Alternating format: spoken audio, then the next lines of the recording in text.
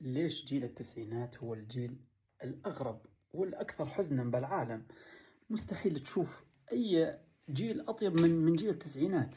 يعني ليش هو الجيل الوحيد اللي ما في حدا، يعني ما راح أقول بالسوشيال ميديا، بالكرة الأرضية ما يعرف أنه هو الجيل الأكثر غرابة، الأكثر يعني أكثر إثارة، أكثر حزن، أكثر حب، أكثر، يعني كل شيء مواصفات ممكن تشوفها بالدنيا راح تلاقيها بجيل التسعينات بس. يقولون أن الجمل سفينة الصحراء. هل هذه حقيقة أم فتنة؟ والسبب واحد، إنه ولد بتوقيت انتقال العالم من فكرة الحياة الطبيعية لحياة التكنولوجيا. يعني لما نقول تكنولوجيا فعلا تكنولوجيا. عشد انها تكنولوجيا.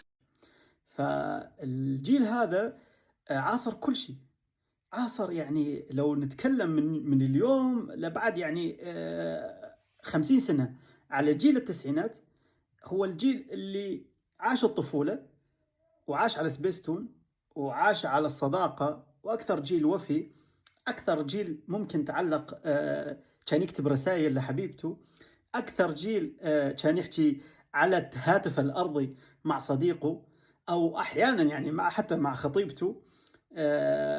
هو أكثر جيل يعني عاش الحياة بدون كاميرا تصوير الجوال، كان عايش بحياة تصوير الكاميرا العادية، يعني الفلاش، عرفت هاي يقولوها نيجاتيف، ما ادري ايش هذا اللي كنت تحطه تشتريه تروح من عند محل البطاريات، ما اعرف ليش هو كان محل البطاريات ومحل شو اسمه كان موجود عندهم.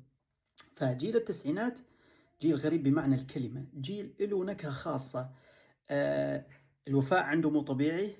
الكل يعرف سبيستون، والكل يعرف افلام الكرتون اللي كانت تطلع انتبه على سابق ولاحق، او من يتذكر انا واخي، او من يتذكر صراع الجبابرة، يعني بعزه عبد الرحمن وحمزة وحكمة، يعني من يتذكر فارس الشجاع. يعني حتى حبنا للطابة إدمان بطريقة ثانية. يعني إحنا اللي تعلمنا أنه الكابتن ماجد تابعناه من أول ما، يعني من أول ما رسموا الفنان، من أول ما يمكن طلعت أو فتحنا عيوننا شفنا كابتن ماجد. فعندك لسه يعني شيء يقول لك عهد الأصدقاء. عندك حتى يعني على شوي على مكبر شوي ناروتو. يعني طلعت افلام داي الشجاع، يعني انه الرجل اللي يبحث عن ثار ابوه رغم انه يعني يعرف او كان يبحث عن ابوه يعني بالاحرى. يعني عندك القناص، عندك يعني هاي افلام كرتون احنا ما راح نقول انه لك حتى احنا اللعب بالشارع، اللعب وانت حافي تلعب طابة. يعني أنا لحد الآن عندي على فكرة ضربة برجلي بقزازة، يعني ماسحة رجلي مسح، يعني أو ساحبة رجلي سحب من وراء اللعب بالشارع بدون بوط، لأنه والله عز ما عندنا، أو ما كان بي بوقتها يعني شيء اسمه إنه أنك أنت تلعب كرة قدم ب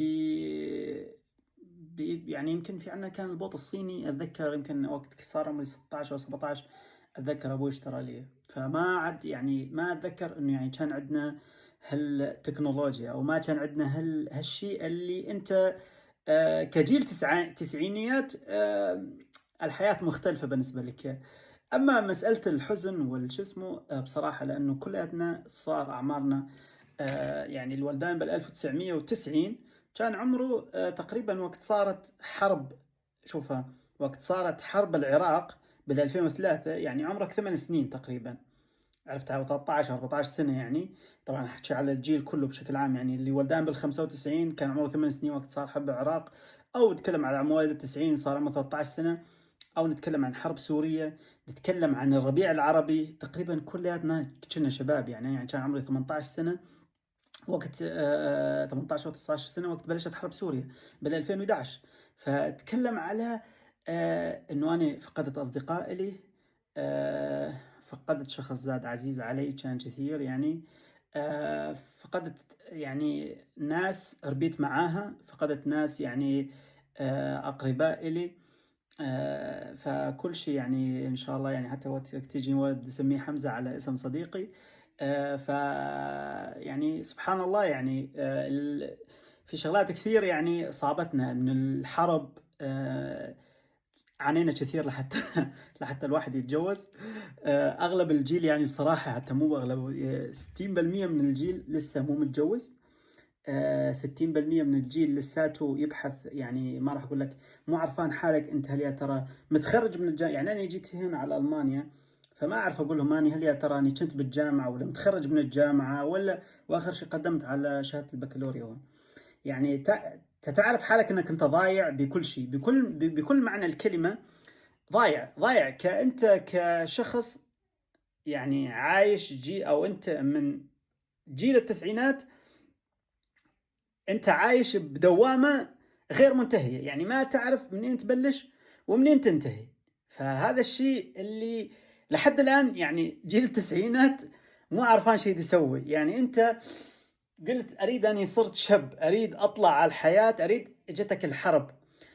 أنت باللحظة اللي أنت تفكر بيها أنه يا بدك تحارب يا بدك تظل يا ما بدك تطلع لبرا.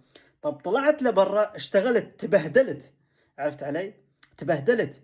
السبب أنه أنت وقت طلعت تعلمت، وقت أنت تعلمت وحسيت حالك قوي، اجتك فكرة أنك بدك تهاجر على غير دولة. فرحت أنت بال 2016 2017 رحت هاجرت على غير دولة، قلت راح نتعلم، تعلمت. المشكلة مو هين، المشكلة بعد 3 سنين تعلمت اجت كورونا. طب انت قلت يا اخي تسكرت كل الدنيا بوجهك، خلصت كورونا من هين، انت قلت الحمد لله هسه راح نبلش. اجتك النوب حرب اوكرانيا اللي ضربت اقتصاد كل البلدان الاوروبية. يعني تحس حالك مولود منحوس. سبحان الله. معاكم محمد بتسعينيات الجيل القديم، وإن شاء الله راح نفصل الحلقات إن شاء الله تكون نقدم لكم شيء رائع. وإذا أنت من الجيل التسعينات أتمنى طبعا تنزل وتكتب لي أنه أنا مواليد بسنة 90. والسلام عليكم.